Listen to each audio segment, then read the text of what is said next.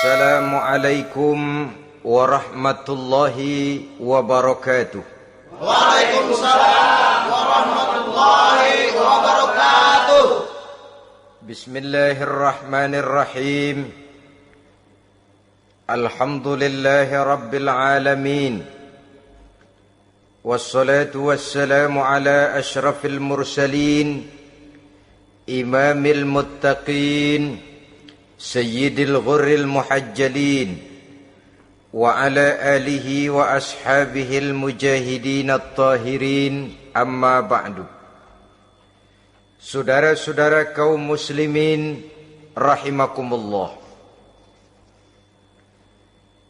Satu hari ketika seorang ulama besar bernama Al-Imam Al-Faqih Abul Lais tengah berjalan-jalan di dekat kota Basrah, berkelumpulah sekelompok orang di dekat beliau.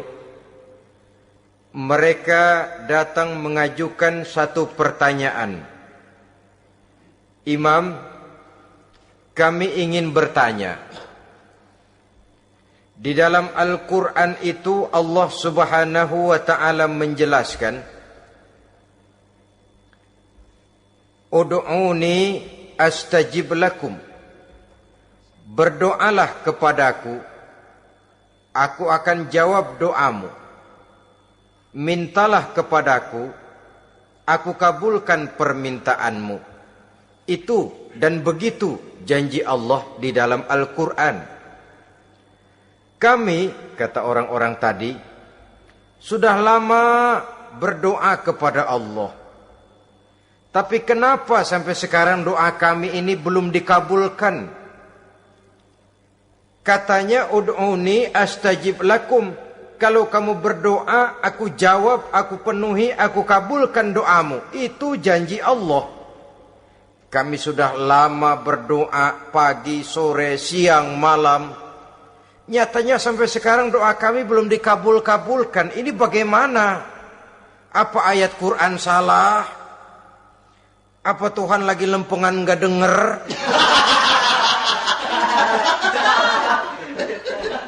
Apa doa kami yang terbalik? Kelihatannya sepele saja ini. Doa tidak didengar oleh Allah. Permohonan tidak dijawab, tidak dikabulkan oleh Allah. Tapi sebenarnya kalau kita mau merenung, kemalangan apa yang paling besar dalam kehidupan ini? Selain daripada kalau permohonan dan doa kita sudah tidak dihiraukan oleh Allah. Artinya hidup sudah tidak diopeni oleh Allah. Jangankan Allah, saudara-saudara, kita nggak diopeni sama mertua saja bingung. Ini mertua diem aja, kalau saya salah apa salahnya, kalau ada yang dikepengenin apa kepengenannya, boyak ngomong kenapa diem begitu. Ini tidak diopeni oleh Allah.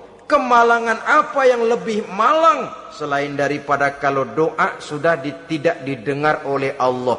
Itu sudah kemalangan yang paling malang, lebih malang dari kota Malang saya kira.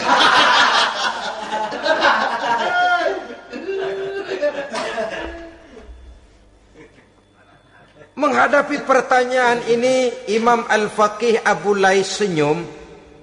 Lalu beliau berkata, tuan-tuan, tahu kenapa doa tuan-tuan tidak dijawab, permohonan tidak dikabulkan?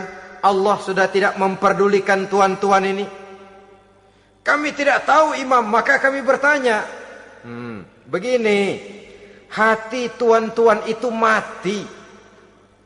Dari hati yang mati, channel tidak nyambung kepada Allah. Dari channel yang putus tidak ada getaran strom, bagaimana akan timbul gejala? Hatimu mati, jadi pantas kalau doa tidak dikabulkan, permohonan tidak dipenuhi, doa tidak terjawab, hatimu mati. Saudara-saudara kaum muslimin, dari hati yang mati ini, getaran tidak akan sampai ke hadratullah azza wa jalla. Nah, ini juga satu penyakit yang kita sangat khawatirkan, yaitu apabila hati kita sudah mati selagi jasad masih hidup. Artinya, jadilah kita bangkai berjalan di hadapan Allah subhanahu wa ta'ala. Sementara kita sangat disibukkan dengan menggali berbagai macam jenis obat penangkal penyakit zahir, dan kita kurang perhatian untuk mencari obat penangkal penyakit batin yang kalau diserang penyakitnya menghancurkan kehidupan abadi di akhirat nanti. Perkembangan ilmu kedokteran nyata benar diikuti dengan perkembangan jenis-jenis penyakit. Makin maju ilmu kedokteran, makin modern penyakit. Ngerti juga rupanya itu penyakit. Dulu kita tidak kenal yang namanya AIDS. Kita tidak tahu yang namanya liver. Kita tidak kenal yang namanya stres. Paling yang banyak cika, masuk angin, dan sebagainya. Tapi baiklah, penyakit-penyakit batin yang menyebabkan hati menjadi mati, dan dari hati yang mati, doa tidak naik, tidak didengarkan oleh Allah subhanahu wa ta'ala. Nah, kata orang-orang tadi, yang menyebabkan hati kami mati ini apa, Imam? Beliau menjawab, pertama, araftumullaha wa lam tu'tuhu haqqahu.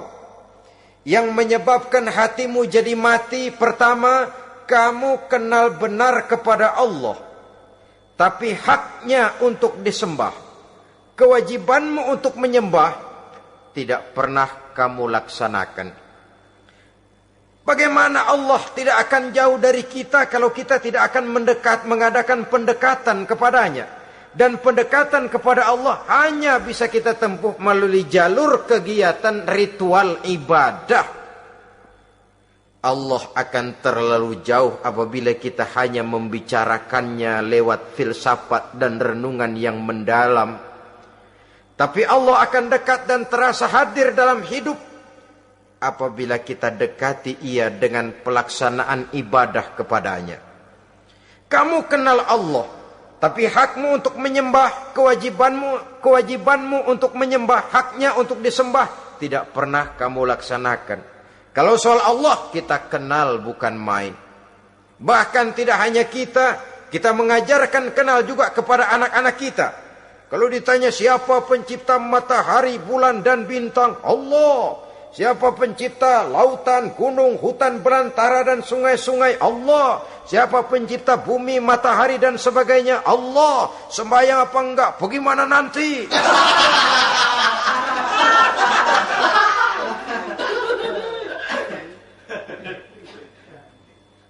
Tanpa pendekatan, Allah akan jauh. Apabila Allah jauh, maka doa tidak akan didengarkan olehnya. Oleh sebab itu, logika mengajarkan kepada kita, berpayahlah dulu, wa mal ladzatu illa ba'da ta'ab, inna ma'al usri yusra. Di balik kesulitan menunggu kemudahan.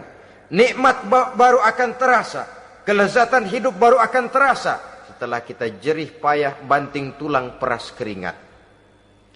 Rasanya memang lebih nikmat sepotong singkong hasil cucuran keringat sendiri ketimbang roti dijejelin orang. Ini berarti kita ingin mohon pertolongan kepada Allah, sementara dengan Allah sendiri kita jauh. Sama saja dalam kehidupan kita analoginya, saudara-saudara. Orang tidak kenal kepada saudara, tahu-tahu jauh dari saudara, tahu-tahu datang mau minjem duit. Apa kesan saudara? Enak aja, kenal enggak, dekat enggak, datang-datang mau minjem duit. Emang duit percetakan bapak lu?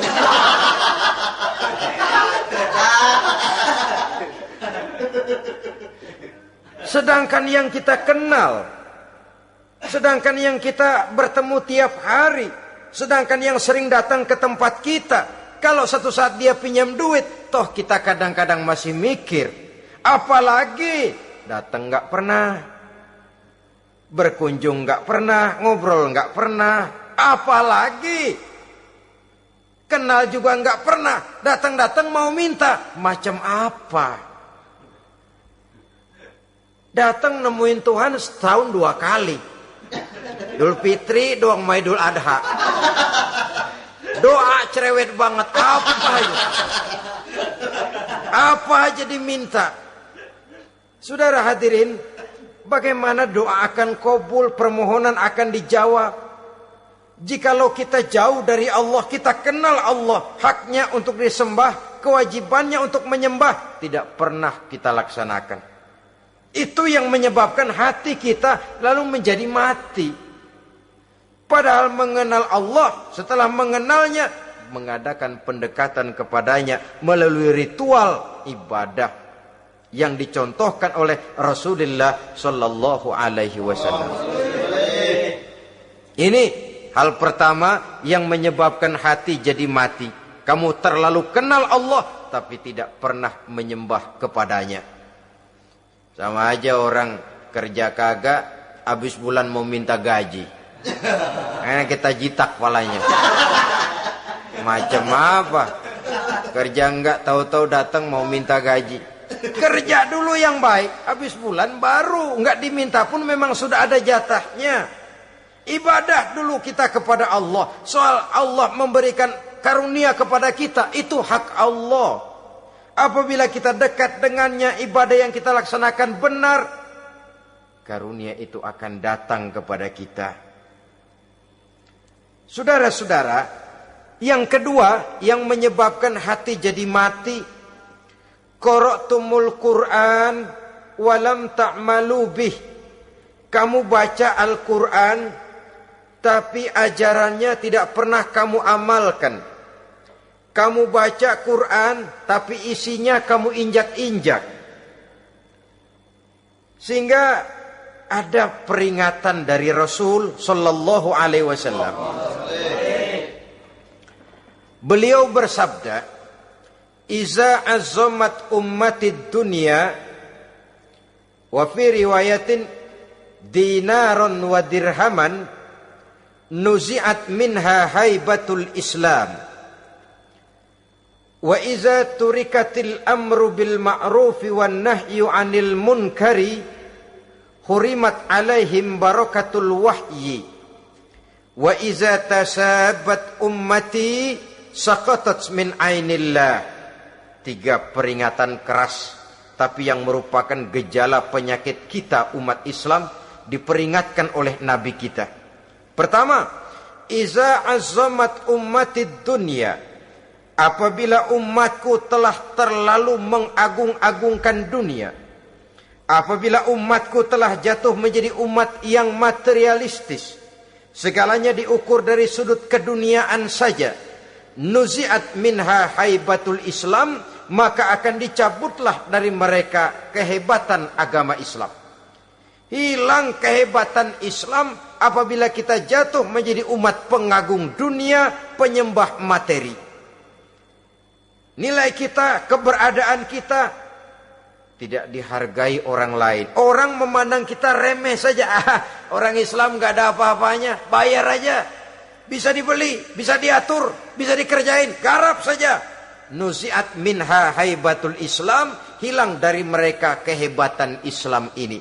Kenapa? Mereka telah mengagungkan dunia dan menjadikannya sebagai tujuan. Padahal dunia cuma alat, materi cuma alat, harta cuma alat. Yang kedua, wa iza turikatil amru bil ma'rufi wan nahyu 'anil munkari hurimat 'alaihim barakatul wahyi.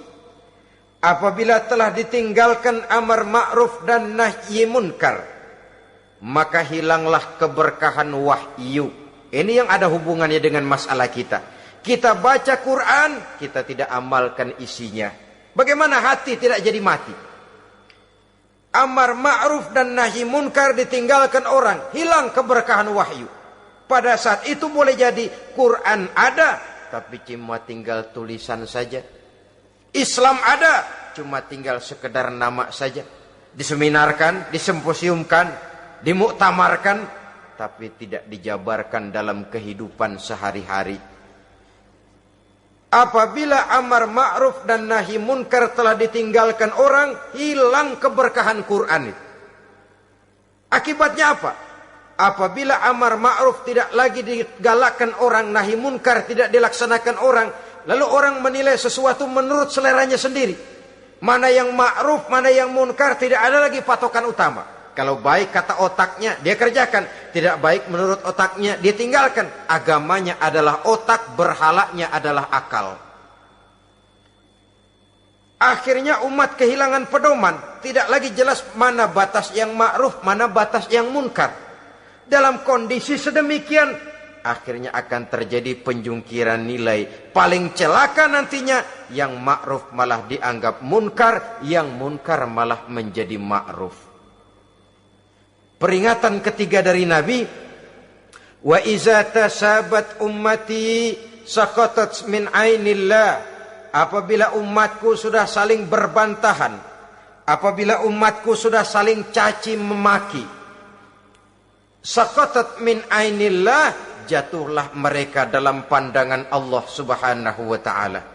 Hilang wibawa umat yang sudah saling mencaci maki, saling menjatuhkan, saling gasak, gesek, gosok. Justru agama menganjurkan kita ini saling asah, asih, asuh. Kadang yang kita praktekkan, kita ini saling gasak.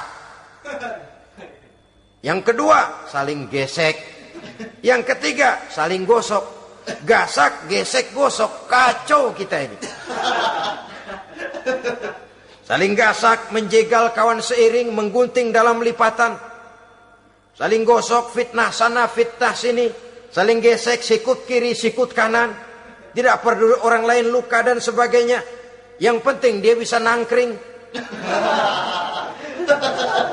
Jatuh kita dalam pandangan Allah apabila umat sudah saling mencaci maki. Maka kita kembali kepada persoalan. Hal kedua yang menyebabkan hati jadi mati, qara'tumul Qur'an walam ta'malu bih. Kita baca Al-Quran, tapi ajarannya nyaris tidak kita amalkan di dalam kehidupan kita. Akibatnya hati lalu jadi mati. Itu yang kedua.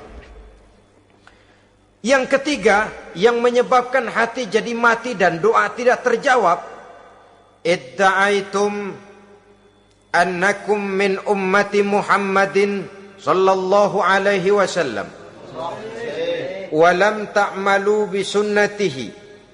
Kamu mengaku, kamu memproklamirkan diri sebagai umatnya Nabi Muhammad, tapi sunnahnya tidak pernah kamu amalkan.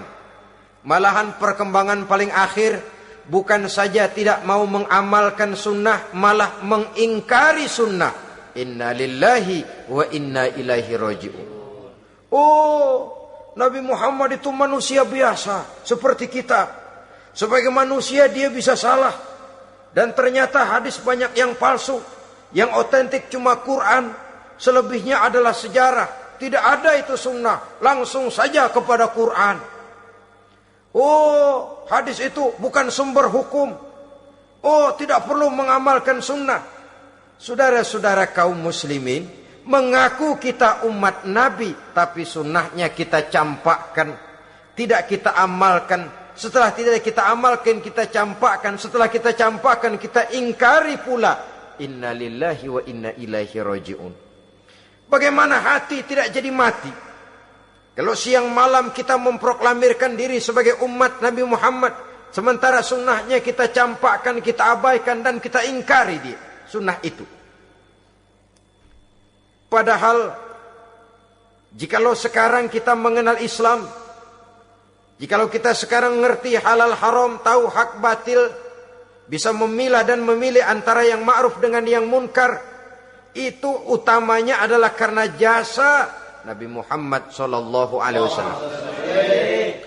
yang dari generasi ke generasi dilanjutkan oleh para sahabat, oleh tabi'in, oleh tabi'it tabi'in, terus oleh para ulama-ulama sampai kepada kita sekarang ini. Walaupun beliau hanya berfungsi sebagai penyampai, tapi kepribadiannya dijadikan model oleh Allah Subhanahu wa taala di dalam kita melaksanakan kehidupan beragama. Bahwa beliau manusia seperti kita, memang dalam arti unsur biologisnya ya manusia, punya darah, punya daging, punya hati, punya perasaan, bisa sedih, bisa gembira. Tetapi beliau itu termasuk basyarun la kal basyar, manusia yang tidak seperti manusia pada umumnya, punya spesifik, dan itu wajar sebagai seorang rasul pilihan Allah, apalagi merupakan rasul pilihan dari sekian puluh pilihan. Bahwa jamrud itu batu memang, tapi nilainya kan berbeda dengan batu kolar. Satu truk batu kolar dengan barangkali segenggam batu jamrud, nilainya tentu jauh lebih mahal batu jamrud. Kalau soal batunya, sama batunya, tapi nilainya berbeda karena esensinya berbeda. Kita manusia, Nabi Muhammad juga manusia, sama manusianya memang, tapi kualitasnya, nilainya tentu jauh panggang daripada api. Itu sebabnya Allah menjadikan beliau sebagai model. Laqad kana lakum fi rasulillahi uswatun hasanah. Di dalam diri Rasul itu terdapat contoh teladan yang sangat baik bagi kita. Oleh karenanya, pada pertemuan kali ini, apabila kita konsekuen mengaku umat Nabi Muhammad, marilah konsekuen juga menegakkan sunnahnya. 3. Yang keempat, yang menyebabkan hati jadi mati dan doa tidak terjawab, akaltum ni'mata rabbikum walam tashkurulah. Tiap hari kamu makan nikmat Tuhanmu, tapi kamu tidak pernah mau bersyukur kepadanya, kepada Allah Subhanahu wa ta'ala. Nikmat Tuhan kita doyan banget. Tidak pernah sehari dan sesaat pun terlepas diri dan hidup ini dari nikmat-nikmat yang diberikan Allah.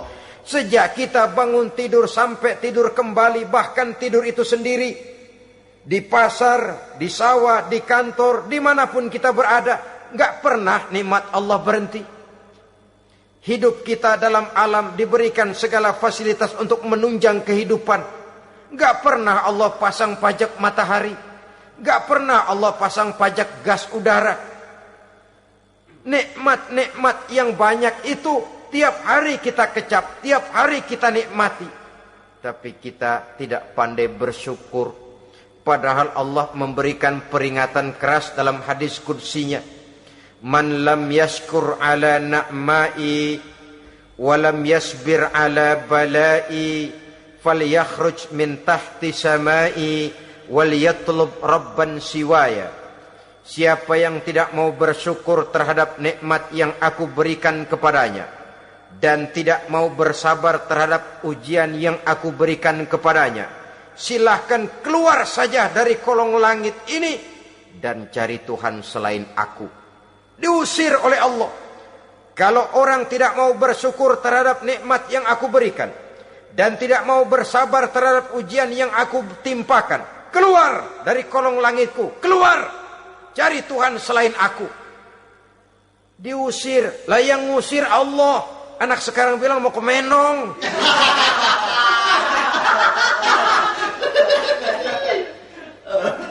Kalau diusir kita dari Jakarta, masih bisa pindah ke Bandung. Diusir kita dari Bandung, bisa pindah ke Jogja, Solo.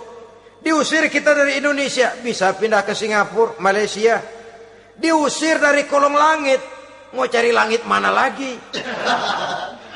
Kalau kau tidak mau mensyukuri nikmatku, tidak sabar terhadap ujian yang aku berikan kepadamu, keluar saja, keluar dari kolong langitku ini, cari Tuhan selain aku.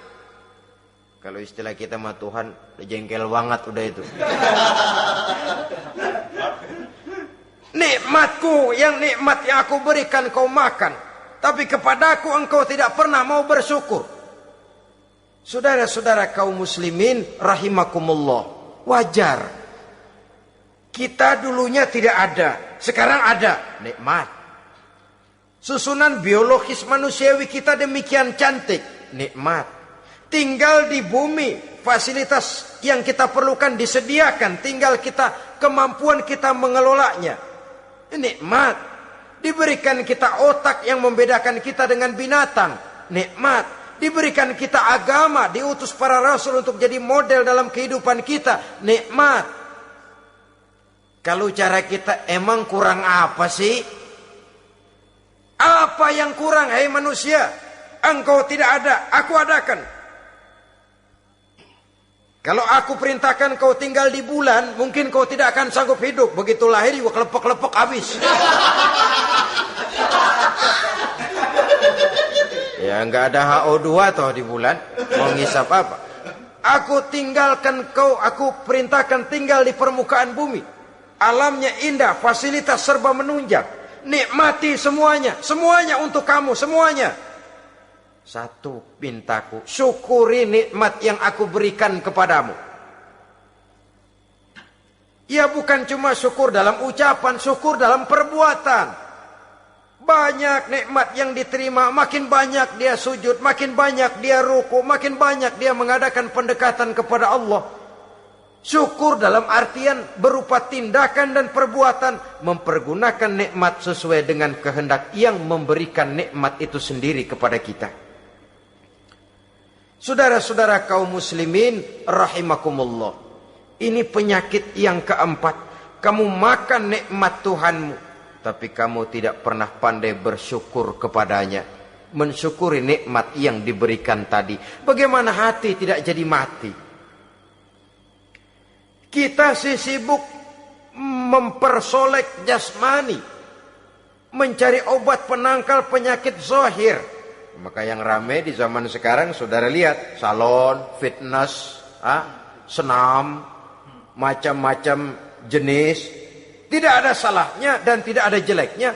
Tapi kalau itu sampai melupakan kita kepada memperindah batin, memperbaiki jiwa, artinya bukankah kita perlahan tapi mempersiapkan diri menjadi bangkai berjalan di hadapan Allah? Dengan operasi plastik, yang pesek jadi mancung, yang sipit jadi belok, kulit keriput jadi kencang, pipi terlalu cekung bisa diatur. Saudara-saudara, tapi kalau hati yang rusak, jiwa yang rusak, kemana lagi kita akan berobat kalau bukan kepada agama? Maka hati itu jadi mati apabila kita selalu memakan nikmat Allah dan tidak pandai mensyukuri nikmat itu. Dari hati yang mati tidak akan ada getarannya. Oleh sebab itu doa tidak terjawab.